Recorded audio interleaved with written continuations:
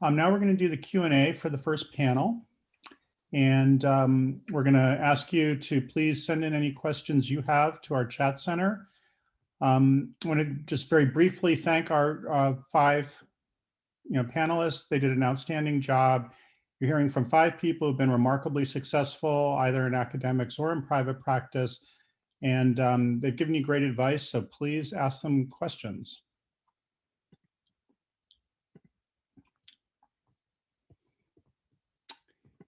And while we're waiting for questions to come up, because I don't see any yet, I'd just like to ask kind of what's usually kind of a forbidden question, which is, can you give us an example of why somebody didn't work out in the place where you worked? Because sometimes we learn more from failures than we do from hearing about why people succeed.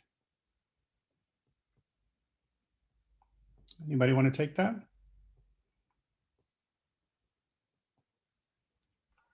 I could take that, Frank. Thank you.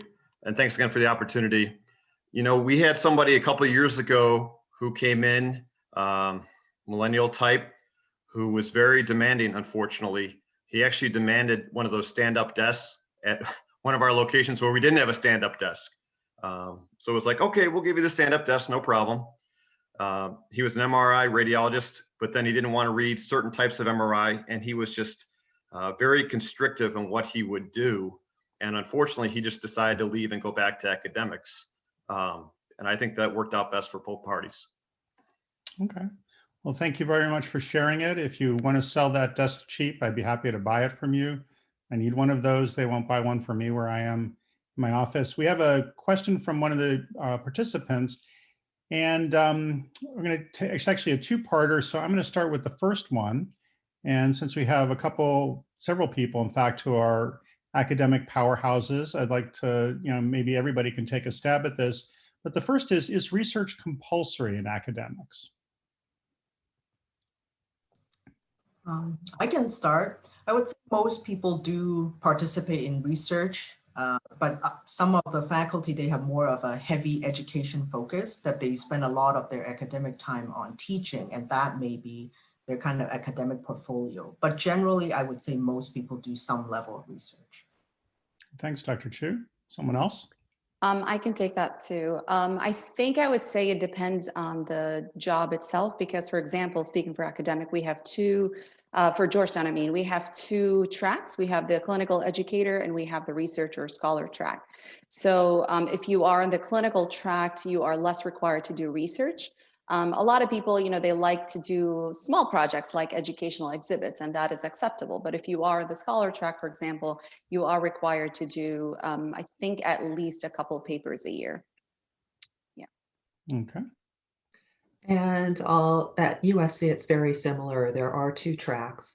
Usually, if somebody is interested in doing research, that's known up front. And in very few cases, in people who already have well-established research, they can come in and ask for protected research time. Those are actually few and far between at least in my division. But everybody is encouraged to do at least some clinical research, educational projects, because again, this is also a way to bring in the residents and the fellows, to introduce them to some clinical research. So no, it's, research is not absolutely necessary. However, it is very much encouraged to at least do projects with the residents and present at major conferences. And if a paper comes out of it, wonderful. Okay, well, thank you all very much. And I'll just add that we have 4 tracks, non-tenure tracks where I currently work, and they all have different requirements. So I think it's a good question to ask when you go into an interview, to get a sense of what the expectations will look like. And that research can sometimes have a bigger definition depending on where you are. And certainly everyone wants the R01s, but there are other kinds of research, including social research and some other research in radiology, that also counts depending on where you are and what track you're in. So good question. A related question from the same participant: is it possible to work in more than one subspecialty in academics? I can answer that question too. So in breast imaging at Georgetown, we have 7 breast imagers and 3 only are 100% breast imagers, 3 to 4, let's say. But we have 3 breast imagers who do 50% breast and 50% in other specialties. So one of them is MSK and the other person is neuro and the other person is body. So you can absolutely do that. Okay. And that is And- certainly something that I've seen change over my lifetime, where we do have some people successfully doing that. We had a person doing peds and neuro, in addition to doing peds neuro. So yes. But I'd have to add that it really depends on your institution, because in some institutions, they will not allow people to cross over divisions. We've tried it. I've tried it sharing with the breast imaging and the emergency divisions, and it hasn't worked out as smoothly and easily as I thought it could. So really, that's something you can ask and should ask, and you'll get an honest answer. Okay, great. Yeah, Well, thank where you. I work, I mean, we do a limited amount of sharing between body and nukes, but again, sometimes it gets a little bit tricky. And I would also add that in academics, in most cases, you want to subspecialize in something. So that's maybe why that is not very encouraged for people to subspecialize in multiple things, because it's very hard to be at the top of your game in different subspecialties. But that's just my 2 cents. Okay, great. All right, we have a question. I'm going to jump back and forth so that we get a chance to talk about private practice and academics. So I have a question about private practice. In contradistinction to the ultra millennial guy, let's say someone isn't super comfortable with a certain type of study, but is willing to learn in private practice. How do you manage that? How do you navigate that? I can take that, Frank. And it's a great question. And it's something that I ran into. I had 10 years experience before I went back and worked for a different private practice. And that is great. You're never going to be perfect in everything. But for example, Reston wanted me to do thyroid FNAs. And I told them I haven't done it in a while, but I'm happy to get back into it. So they're happy to help you. You go in, if you're working an evening shift, go to the office during the day or on one of your days off. And a lot of these things aren't that bad. You just need to get back into it. Private practice are happy that you're willing to branch out and do the skills that they particularly need. And that's very well received. Okay, well, thank you. And I guess we'll do another private practice one. What are the chances in a private setting to find 100% subspecialty job?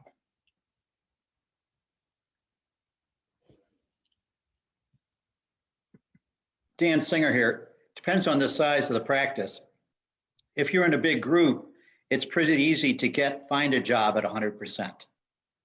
In our group, Radiology South Florida, those in Miami tend to do 100% neuro if there is a neuroradiologist. In the smaller practice where I'm in Naples, I'm doing neuroradiology, but probably only 70% of the time. So it all depends on the size of your location, but there's a very good chance in most private practice groups to get to 100% if that's your desire. Okay, great. Well, thank you. Thank you both. We've got next question, and this could go to really everybody. What are some red flags for private practice or academic positions? Jobs tend to put on their best face on interview day. What kinds of questions should we ask when interviewing to identify jobs that may be, quotes here, malignant or not a good fit for a long-term career with them? So how do you look for red flags in a position? Frank, I can take that. I think a lot of people leaving recently is a huge red flag that has to be addressed. Okay, so turnover, coming into a department that's short on people. But when you have a department that has turnover, you have to be comfortable making sure that the person who's interviewing you tells you why there's turnover, because there are a lot of reasons for turnover. And again, I'm in the middle of one with a new chair, and chair transitions are notorious for high turnover. So the person who's interviewing has to acknowledge that there is a problem, or if there is a problem, explain it and what's going to happen to move through that.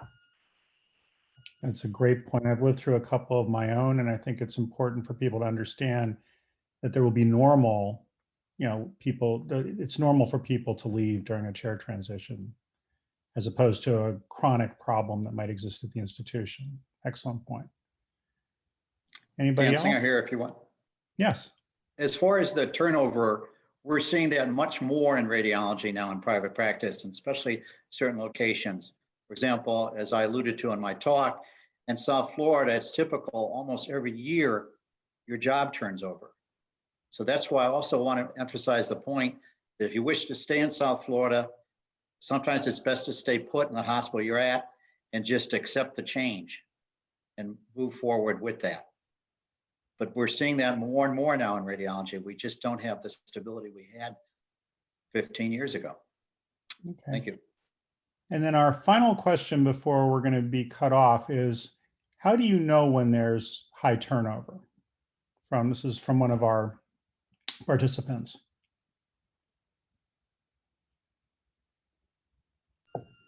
You can ask.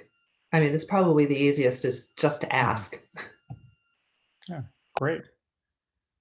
Oh, and Sometimes you can do some sleuthing on the web and kind of see that a lot of people have recently left a place, but I think I think it's a legitimate question. Yeah. it absolutely is, and it also tests the group that you're interviewing with, what the responses are. If they shut down, I mean, you do have to, that is a red flag. If they're open, you might want to consider being in a group, taking the chance. It could be a risky chance, but if they are open and discussing these things with you, they are giving you enough respect to show you the dirty laundry. Thank you. I know we're at 1:20, but I just want to push because we have one last question. It's a very good one. I just want to make sure we get this answered. If you start off doing 100% subspecialty, is it difficult to transition back to general radiology? And I'm going to paraphrase a little bit. Will employers assume or perceive that your skills in other areas have faded? How do you manage that?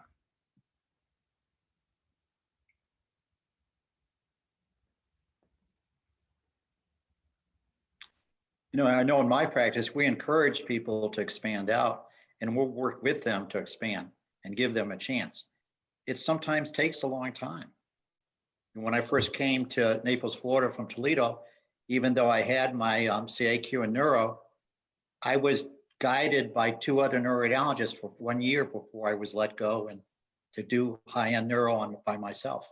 So groups work with you on that.